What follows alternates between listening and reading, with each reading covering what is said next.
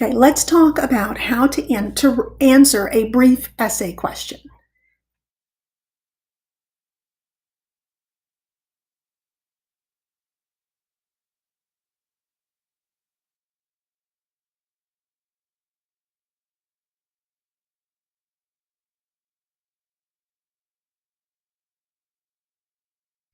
From Unit 2, Assignment 2.05, The Great Compromise.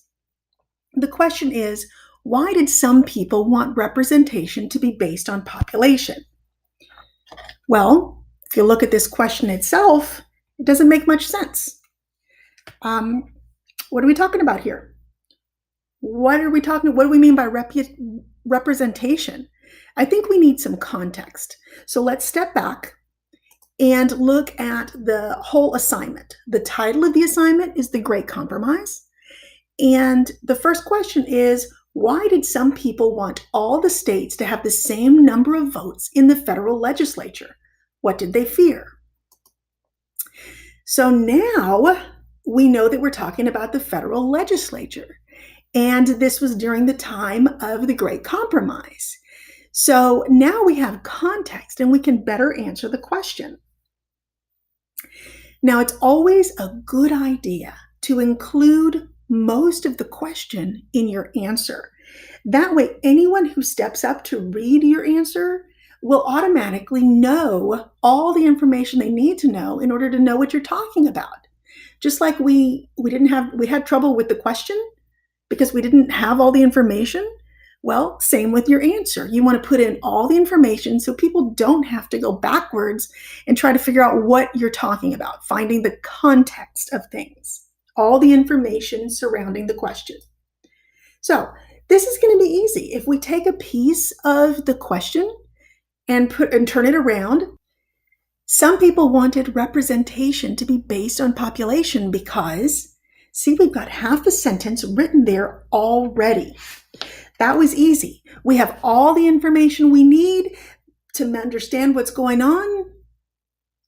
Wait. What are we talking about here again? Oh, yes. Federal legislature. That's not in here at all. So I think we really need to go back and pull in that information from the title in question 1 that we were talking about. So if we pull in from the question 1, some people wanted federal legislature representation to be based on population because that makes a lot more sense. But now we need to kind of put this in a time. So we have a little bit more information. We can pop that right at the beginning. During the time of the Great Compromise, some people wanted federal legislature representation to be based on population because now we have great first half of the sentence. As a matter of fact, we just need a tiny little bit to finish this up. Well, what do we know? This is the beginning of a great answer, and we do know that during this time, based on the lesson, we learned that during this time, states were real worried about other states getting advantages. So here's how I would end it. Because it would give higher population states an advantage. And then stop. A lot of people I'm noticing are putting way too many details in that first sentence, and they're not leaving anything for their supporting sentences. So just leave it as strong but not too detailed for your beginning, and then you can use the details as the rest of the paragraph to support. All right, so now a good brief essay or paragraph has a main idea sentence and 3 to 5 supporting sentences. I'm going to shoot for 4. Now, this is starting to sound a lot like English class, isn't it? All classes have elements of expressing your thoughts through writing, and you learn that through formal writing in English class. But you're not just supposed to use it only in English class. It applies in all your classes.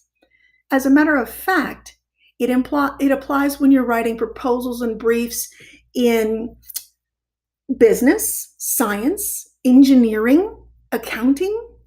You get the idea. Being able to to express your ideas clearly applies to life, and it's super advantageous to you.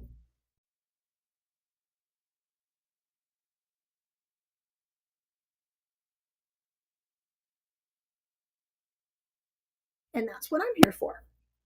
So let's get back to answering the question. We have a great topic sentence right here.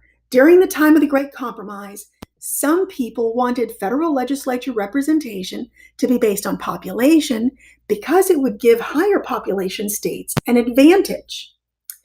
So now I need to come up with supporting sentences. I'm going to go back to the lesson on design and compromise, on decisions and compromises, and pull some information from there for my points. So here's my first draft. Which states were in favor of this? That's a good point to put in. Why were some states in favor of this? That's pretty much the basic question. How is it based on population? That's important. Which states weren't in favor of this? What was this plan called? These are all things that I could use to support that first sentence. But it's not quite enough. So now that I've got my general, I'm going to go back again and write, fill in some details. Again, I'm still looking at the lesson. I can take everything I need from the lesson. I don't have to go anywhere else. I just have to find the lesson, and there's 3 pages of information where I can pull information from. So, in my second draft, in the details, which states were in favor of this? Well, the larger states. Why were some in favor of this? Well, it would give them more representatives, thus a bigger voice in running the country. So how was it based on population? Every 32,000 people got the state a seat. Which states weren't in favor of this? Smaller states. What was the plan called? Well, the original proposal was the Virginia plan, but only pieces of it were used. Now I have a lot of great details that I can write a whole paragraph on. Except I'm not real excited about the order of this. This is kind of hodgepodgey and out of order. And in order to get your ideas across, you want things to flow in a way that makes sense. So I think I'm going to do this one with in a time kind of manner. I'm going to give, this is what it was, and this is what it was called, this is how it worked, and this was who was in favor of it, and this was why.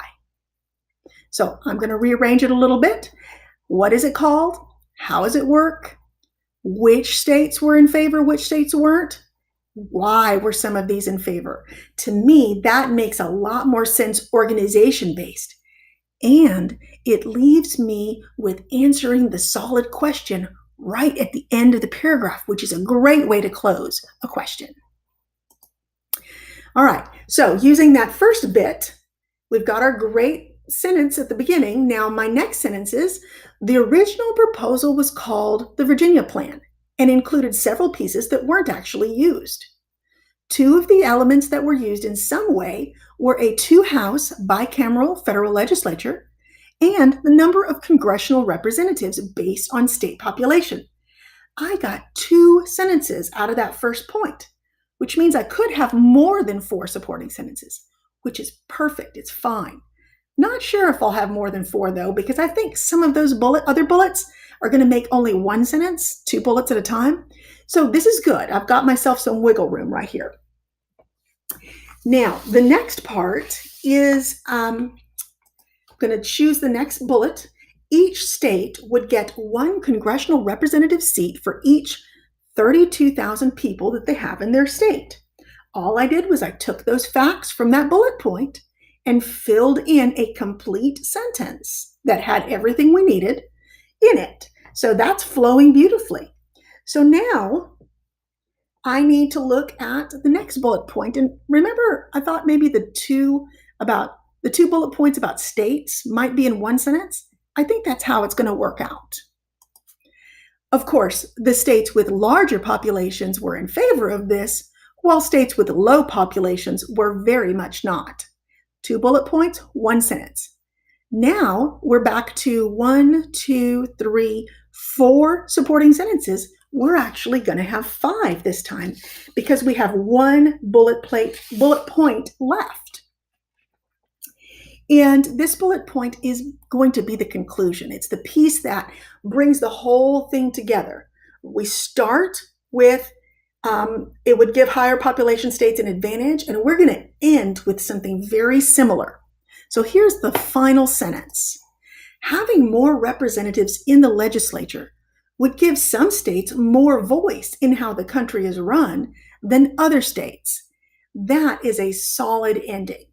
So we've got a great topic sentence, lots of support in the middle, and then we've ended it with a very similar idea as the topic sentence. This would be a 20-point answer or a 10-point answer, full points answer based on what we were grading. Now, this seems like it takes a long time to do. It really, really doesn't. The first 3 or 4 that you write, they're going to be moving slow, just like this, because you've got to get used to it. But as you get through it and get faster, it's going to come so much easier to say, oh, I need a main idea. Oh, here's some support. Here's some support. Oh, here's an example. I'll use that as support. And you'll be able to fill out a whole paragraph without even thinking about it. And it's really good to do this on the assignments because you have access to the lesson. And you can go look at the lesson to help you work out great answers. You don't have that access on the test. So the time to practice it is on the assignments because it helps put these ideas very clearly in your brain. So let's review. Use the question in your answer. Use most of the question in your answer. We want all the details. Write a solid main idea, but don't pack it with the details. Don't use them all up in your first sentence. Then you don't have anywhere to go. Use the lesson material to develop your supporting details. You don't have to go searching all over the internet. Everything you need is in that lesson. And if you pull from there, you're going to have the right answers. Short answers should have about 5 sentences total. More is fine, less is not. So, writing these paragraphs well on your assignment, when you have the chance to look at the material, really gives you the chance to practice, as I said. And then when you get to the test, you don't have access to all this stuff. You shouldn't be going onto the internet. Plagiarism, remember. But you've had practice writing good, solid paragraphs. So those paragraphs that are required on the tests, they're going to be so much easier for you now that you've practiced a few times. They're not easy if you don't practice. And I really want you to be successful in this class. So I'd love to start seeing some really well-developed paragraphs from this point on in all your upcoming work. And I hope this was helpful. Please email me if you have any questions.